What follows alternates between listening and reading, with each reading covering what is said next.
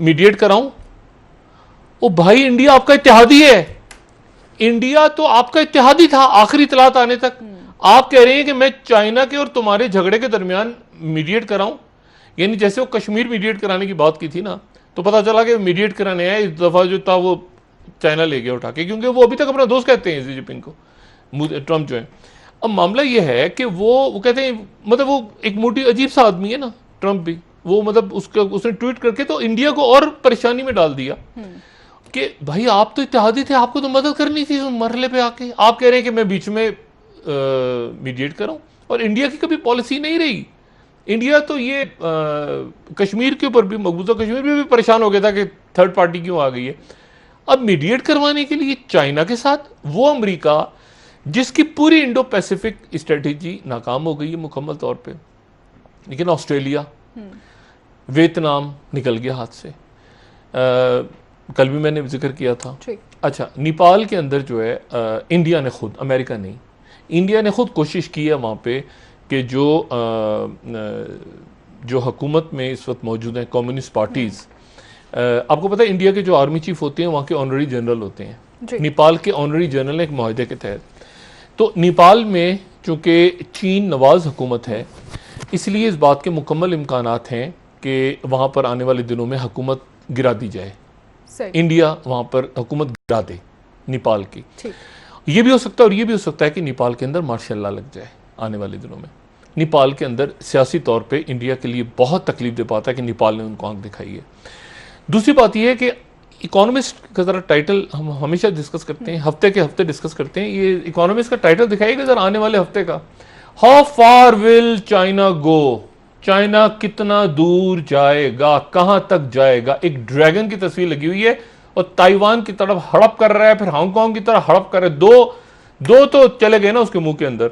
ये देखें ना, ड्रैगन को देखें, आने वाले हफ्ते का आप अगर मुलाहिजा फरमाएं तो मुंह खुला हुआ है ड्रैगन का, और ड्रैगन जो है ये ज़ाहिर है चाइना का एक निशान है उनका, और उसमें हांगकांग भी गया और ताइवान थोड़ा सा दूर है, लेकिन हांगकांग तो गया। अब हांगकांग के अंदर आपको पता है मुजाहरे हो रहे हैं, और चाइना की जो पार्लियामेंट है, चाइना के अंदर एक पार्लियामेंट भी एग्जिस्ट करती है जिसको एक तो कम्युनिस्ट पार्टी है ना, उनकी पार्लियामेंट है। ताइवान जो है वो 100 साल की लीज पे बरतानिया ने ले लिया था, हर एक को पता है, और वो 100 साल के बाद वापस चला गया 97 के अंदर, 97-98 में वो चला गया चाइना के पास। अब वहां मुजाहरे हो रहे थे, वहां पर ये कानून नाफिज हो गया है कि जो हांगकांग में मुजाहरा करेगा चीन के खिलाफ, वो कौमी सलामती और गद्दारी का मुर्तकिब होगा, और उसको जेल में डाल के 3 साल के लिए या पता नहीं कितने सालों की सजा उसको सुनाई जाएगी। वो मुजाहिरीन जो, और इसीलिए ये मुजाहरे जो हो रहे हैं ना, ये काफी महीनों से हो रहे थे। आज पिछले 24 घंटों में वो बिल, पहले जो कानून नाफिज हुआ था उसको पार्लियामेंट ने मंजूर कर लिया।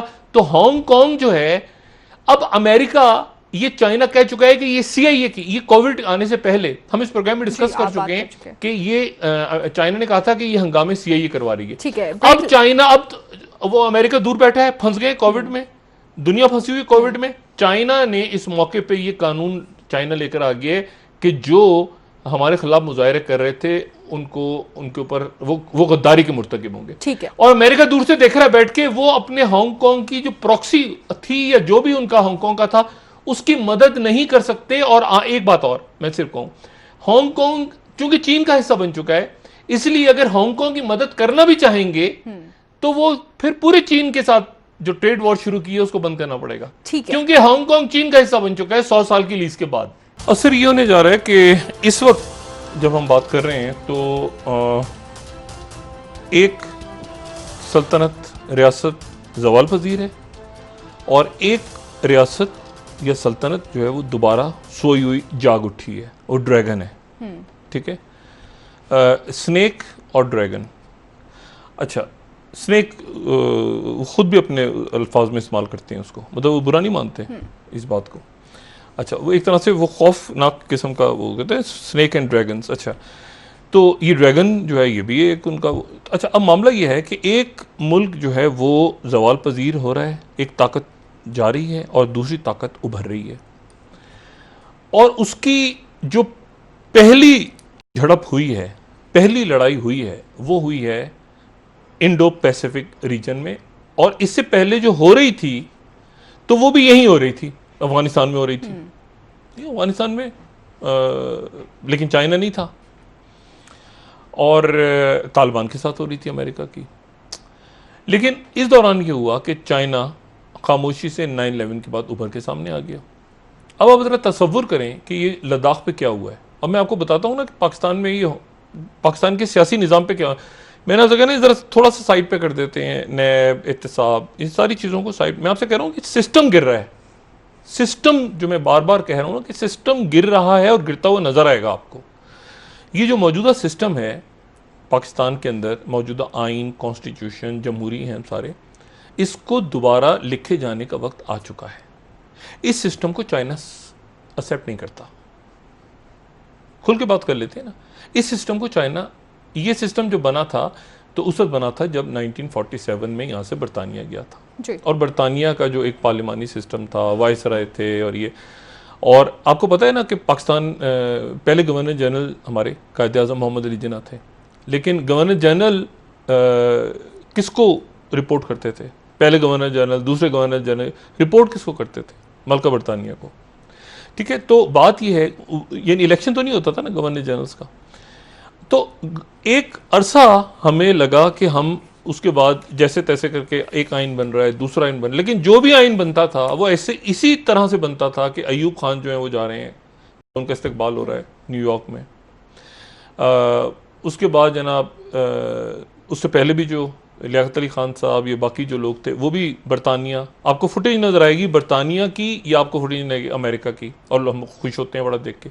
ये वो दौर है जब चाइना जो है वो, चाइना के अंदर बिल्कुल चाइना गायब था, और चाइना जो है वो ओपियम वॉर्स और खाना जंगी और माओज़ेतुंग और ये वो सारा, वो बिल्कुल चाइना जो था वो एक पसमानदा मुल्क था, पर पसमानदा उसको वजूद ही नहीं था। 49 में तो वो आज़ाद हुआ है। अब मामला ये था, तो हम सारे के सारे जो हैं हम देखते थे कि पाकिस्तान के अंदर आइन कैसा बनेगा, तो ऐसे बनेगा, तो ये होगा, तो फलां होगा, तो ये होगा। होते होते होते होते होते होते वो सिस्टम चलता रहा। जब वो सिस्टम खुद ब खुद दम तोड़ रहा था, ये कई महीनों से या सालों से खुद ब खुद, तो ये वो वक्त था जब चाइना इमर्ज होकर सामने आ रहा था, और हमें बतौर पाकिस्तानी पता चल रहा था कि ये सिस्टम कहीं ऊपर नीचे हो रहा है। पाकिस्तान के अंदर पार्लिमानी जमहूरियत चल नहीं रही। जमहूरियत ने जो चलना है या नहीं चलना, अल्लाह जाने क्या होना है, लेकिन ये पार्लिमान, ये मौजूदा इररिलेवेंट पार्लिमान, जो मैं कई दफ़ा तो उसको कोस भी चुका हूँ कि उसको उठा के दफनाते क्यों नहीं इस मुर्दे, ये किस मर्ज की दवा है जो सिर्फ गालियाँ देने के लिए। अच्छा, अब लोग भी सारे बाहर आ गए हैं। पहले तो ये था कि वो एयाज सादिक कह रहा हूँ, असद कैसर साहब किसको प्रोडक्शन ऑर्डर जारी करते हैं, किसके नहीं करते। खुर्शीद साहब अंदर हैं सिर्फ शायद, बाकी तो सारे बाहर हैं, तो खुद ही आ जाएंगे। वो इजलास 5 जून को बुलाया हुआ है, तो सारे आ जाएंगे। अब कैसे इजलास होगा? 1 महीना इजलास चलना है, तो क्या गालिम गलौज के अलावा और कुछ होगा? तो इसलिए ये जो सिस्टम है पाकिस्तान का, ये सिस्टम देख के बनाया गया था उस वक्त जिस वक्त दुनिया किसी और तरफ देख रही थी। अब दुनिया जो है वो किसी और तरफ जा रही, तो पाकिस्तान का जो सिस्टम निज़ाम है वो एक तो गिर रहा है, पुराना निज़ाम खुद ब खुद गिर रहा है। और मैं कहता हूं आपको गिरता हुआ नजर आएगा, ठोकरों में जाता हुआ नजर आएगा, और ठोकरों में, लिटरली ठोकरों में, कचरे में लोग इसको फेंक चुके हैं ऑलरेडी।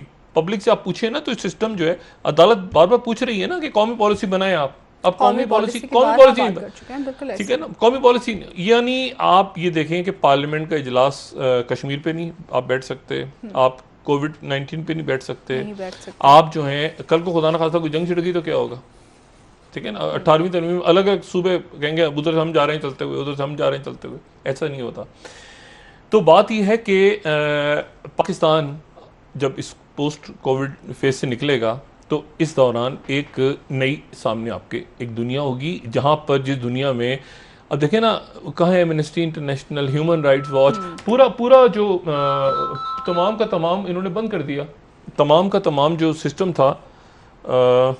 एक सेकंड, लेकिन डॉक्टर साहब, एक पॉलिसी की बात तो हो रही है एक अरसे से। वज़ीर आज़म साहब भी ये कह चुके हैं, सिस्टम में ख़राबियों का तज़किरा कर चुके हैं, लेकिन क्या आप समझ सकते हैं ये बात को कि अभी जिस सिस्टम की बात वज़ीर आज़म साहब कर रहे हैं, तो उनके पास इक़्तिदार है और उन्हीं को इसको करेक्ट करना चाहिए? माज़रत चाहता हूँ, जावेद मियाँदाद साहब की कॉल आ रही थी शो के बीच में। जावेद भाई, आपको मैं कॉल करता हूँ, ज़रा ब्रेक हो जाए। फिर मैं कॉल करता हूँ और आपसे बात करता हूँ जावेद मियाँदाद साहब। अच्छा जी, मेरे ख्याल से प्रोग्राम देख रहे हैं, कुछ बात करना चाह रहे होंगे। अच्छा, मैं सिर्फ आपसे ये कह रहा हूँ कि ये ठोकरों में जाता हुआ आपको नज़र आएगा सारा का सारा, और उसमें एक दो ब्लॉक्स नहीं बनने जा रहे।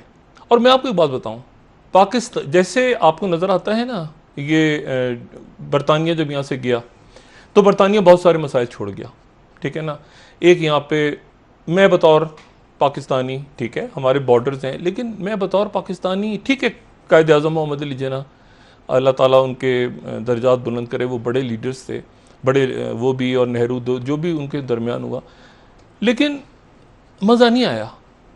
ये कश्मीर और बाकी इश्यूज़ जो बरतानिया छोड़ गया, जो हमने बहालत मजबूरी माना, चीन ने भी मान